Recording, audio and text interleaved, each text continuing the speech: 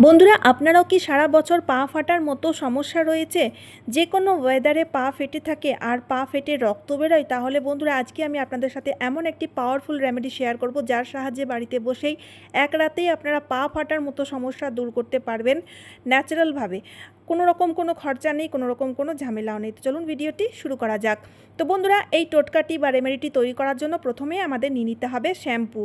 বাড়িতে যে শ্যাম্পু রয়েছে সেই শ্যাম্পু নিয়ে নিন, কোনো অসুবিধা নাই। তো এখানে আমি হাফ প্যাকেট মতো শ্যাম্পুর ইউজ করব, মানে 1 থেকে 1.5 চামচ মতো শ্যাম্পু নিয়ে নিতে হবে। বন্ধুরা শ্যাম্পু জমে থাকা ময়লা নোংরাগুলোকে খুব সহজেই পরিষ্কার করে দেয়। তারপরে বন্ধুরা আমাদের নিয়ে নিতে হবে বেকিং সোডা, মানে খাবার সোডা। 1 চামচ খাবার সোডা নিয়ে নেবেন। বন্ধুরা এই বেকিং সোডা শ্যাম্পুর সাথে মিশে গিয়ে আমাদের জমে থাকা নোংরাগুলোকে বা ডেড সেলগুলোকে, মরা চামড়াগুলোকে খুব সহজেই সফট করে তোলে। তারপরে বন্ধুরা এখানে আমাদের নিয়ে নিতে হবে পাতিলেবু। অর্ধেক কেটে রাখা পাতিলেবু নিয়ে নিন, মানে 1 চামচ মতো পাতিলেবুর রসও মিশিয়ে দিতে হবে। বন্ধুরা পাতিলেবুর মধ্যে রয়েছে প্রচুর পরিমাণের ভিটামিন সি, যা কিনা পা ফাটার মধ্যে যে ব্যাকটেরিয়াগুলো থাকে সেগুলোকে ধ্বংস করতে খুব সাহায্যকারী। বন্ধুরা আপনারা দেখে থাকবেন অনেকে এমন রয়েছে যাদের পা ফেটে রক্ত বেরায়, যেটা প্রচণ্ড পেনফুল হয়ে থাকে।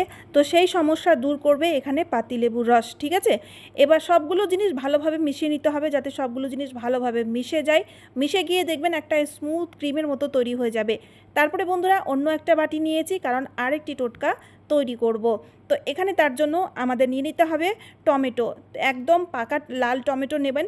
আর এখানে যেহেতু টমেটোর সাইজটা দেখতে পাচ্ছেন একদম ছোট, তাই পুরো গোটা টমেটোর ইউজ নিয়ে নেবো। যদি আপনাদের কাছে বড় সাইজের টমেটো রয়েছে তাহলে অর্ধেক টমেটোর ইউজ নেবেন। এবার এই টমেটোটাকে আমি গ্রেট করে নেবো, যাতে টমেটোর পাল্পটা আমরা খুব সহজেই পেয়ে যাই। বন্ধুরা টমেটোর মধ্যে রয়েছে গ্লাইকোবিন, যা কিনা আমাদের শক্ত মরা চামড়াগুলোকে খুব সহজে সফট করে তোলে আর রঙটাকেও ফর্সা করে তোলে। তাছাড়াও বন্ধুরা টমেটোর মধ্যে রয়েছে সুজন রোধী নামক গুণ, যা কিনা আমাদের পা ফাটা থেকে আমাদের অনেকটাই রেহাই দিয়ে থাকে। ঠিক আছে, মানে পা ফাটা রিপেয়ার করতে খুবই সাহায্যকারী হয়ে থাকে। তারপরে বন্ধুরা আমাদের নিয়ে নিতে হবে 1 চামচ মতো চিনি। তো এখানে চিনি খুব সুন্দর মতো স্ক্রাবের কাজ করে থাকবে, আর পা ফাটা রিপেয়ার করতেও কিন্তু চিনি আমাদের খুবই সাহায্যকারী। তারপরে আমাদের নিয়ে নিতে হবে অল্প একটু হলুদ গুঁড়ো। হলুদের মধ্যে রয়েছে অ্যান্টিব্যাকটেরিয়াল প্রপার্টি, যা কিনা যে কোনো ধরনের ইনফেকশন দূর করতে, ব্যাকটেরিয়াগুলোকে ধ্বংস করতে খুবই সাহায্যকারী। এবার সবগুলো জিনিস ভালোভাবে মিশিয়ে নিলেই তৈরি হয়ে যাবে রেমেডি। দুটোই রেমেডি তৈরি হয়ে গেছে, কীভাবে ইউজ করতে হবে সেটাও জানতে হবে। কিন্তু তার আগে বন্ধুরা আপনারা ভালো করে দেখে নিন, আমার পা কিন্তু খুব ভয়ঙ্করভাবে ফেটে গেছে। তো বন্ধুরা বয়স বাড়ার সাথে সাথে দেখবেন যে কোনো মরশুমে, শীত গ্রীষ্ম বর্ষা যে কোনো মরশুমে কিন্তু পা ফাটার মতো সমস্যা দেখা যায়। পা ফাটা থেকে আমরা মুক্তি পাই না। আর এই পা ফাটা আপনারা প্রথম দেখে নিন কিভাবে পা আমার ফেটে গেছে, আর এক রাতেই একবার ইউজ করাতেই লাইভ রেজাল্ট আপনাদের সাথে আমি শেয়ার করব। আমার পা একদম নরম কোমল স্মুথ হয়ে যাবে আর পা ফাটা পুরোপুরিভাবে রিপেয়ার হয়ে যাবে। ঠিক আছে, তো এক্ষুনি দেখবেন আপনারা ভিডিওটি পুরো দেখুন, তাহলে বুঝতে পারবেন। তো এখানে দেখুন বন্ধুরা আমি যে প্রথম রেমেডি তৈরি করেছিলাম শ্যাম্পু দিয়ে, সেই রেমেডিটিকে পায়ের মধ্যে ভালো মতো করে লাগিয়ে নিতে হবে। তো এখানে গোড়ালি সমেত পুরো পায়ে ভালো মতো করে লাগিয়ে নেবেন, কারণ বন্ধুরা দেখবেন পায়ের মধ্যেও অনেক নোংরা জমে যায় বা ট্যান পড়ে যায়। গ্রীষ্মকালে তো প্রচুর ট্যানিংয়ের সমস্যা হয়, তো সেই ট্যানও রিমুভ হয়ে যাবে। তো এখানে দেখতে পাচ্ছেন আমি কিন্তু দুটো পায়ের মধ্যে ভালো মতো করে এই রেমেডি লাগিয়ে নিয়েছি। লাগিয়ে নেওয়ার পরে এবার 10 মিনিটের মতো আমাদের রাখতে হবে, যাতে বন্ধুরা শক্ত মরা চামড়াগুলো খুব সহজে সফট হয়ে যায় আর জমে থাকার ময়লাগুলো নোংরাগুলো খুব সহজে সফট হয়ে যায়। 10 মিনিট পর এবার যে কোনো স্ক্রাবার নিয়ে নিন বা এরকম ধরনের স্টোনও নিয়ে নিতে পারেন পা ঘষার জন্য। তো এবার কি করব, পাটাকে দেখুন যেভাবে আমি ঘষে দেখাচ্ছি ভিডিওতে সেভাবে ঘষে নিতে হবে। তো এইভাবে ঘষাতেই দেখবেন বন্ধুরা মরা চামড়াগুলো পরিষ্কার হয়ে যাবে, জমে থাকা নোংরাগুলোও পরিষ্কার হয়ে যাবে, কালো কালো যে দাগগুলো থাকে সেগুলো পরিষ্কার হয়ে যায়। এবার পা দুটো ভালো মতো করে ধুয়ে নেবো। পা ধোয়ার জন্য এখানে আপনারা উষ্ণ গরম জলেরও ইউজ নিতে পারেন। তো বন্ধুরা এই মুহূর্তে দেখবেন, মানে এই প্রথম স্টেপটা করাতেই আপনারা দেখবেন 60% আপনাদের পা ফাটা ভালো হয়ে যাবে। এবার 100% পা ফাটা ভালো করার জন্য নেক্সট রেমেডিটি আমাদের অ্যাপ্লাই করতে হবে। ঠিক আছে, তো পা ধোয়ার পরে পাটাকে মুছে নেবেন। মুছে নেওয়ার পরে এবার টমেটো দিয়ে যেই রেমেডিটি আমরা তৈরি করেছি সেটা পায়ের মধ্যে অ্যাপ্লাই করে নেব। তো বন্ধুরা ভালো মতো করে অ্যাপ্লাই করে নেবেন। পা ফাটা মানে গোড়ালি সমেত পুরো পায়ে ভালো মতো করে অ্যাপ্লাই করে নিতে হবে। বিশ্বাস করুন বন্ধুরা এই দুটো রেমেডি এতটাই পাওয়ারফুল, আপনারা দেখবেন প্রথমবার অ্যাপ্লাই করাতেই আপনাদের ভয়ঙ্কর পা ফাটাও এমনভাবে রিপেয়ার হবে আপনারা নিজেরাই অবাক হয়ে যাবেন। কোনো রকম কোনো খরচা নেই, কোনো রকম কোনো ওষুধ নেই, কোনো রকম কোনো ক্রিমেরও প্রয়োজন পড়বে না।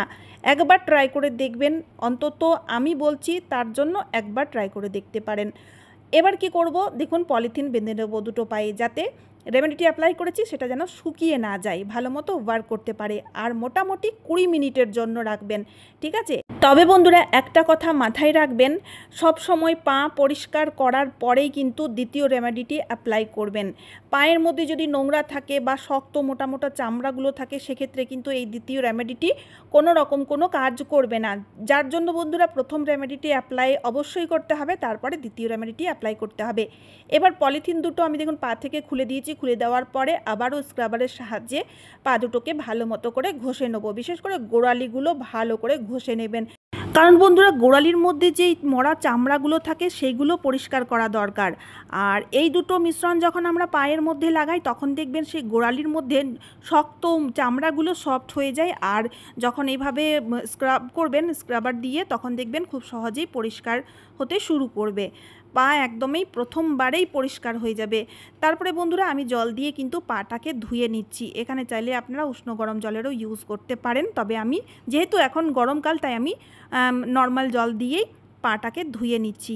এবার বন্ধুরা বলি, অনেকেই রয়েছে যাদের সমস্যা থাকে নখের চারিপাশে কালো কালো বা হলুদ হলুদ দাগ জমে যায়, নোংরা জমে যায়, যেটা দেখতে খুব খারাপ লাগে, আর আমাদের পার্লারে গিয়ে পেডিকিউর করাতে হয়। তো তার জন্য আপনাদের কোনো কিছুই করতে হবে না, শুধুমাত্র নিয়ে নিন পেস্ট আর টুথব্রাশ আর পেস্টের সাহায্যে যদি নখের চারিপাশে নখের কর্নারগুলো এইভাবে ঘষে পরিষ্কার করে নিতে পারেন, বিশ্বাস করুন বন্ধুরা, নখের হলদেটে ভাব বা নখের কর্নারে জমে থাকা যত রকমের নোংরা খুব সহজেই পরিষ্কার হয়ে যাবে। এবার কি করব, পা দুটো ভালো করে মুছে নেব।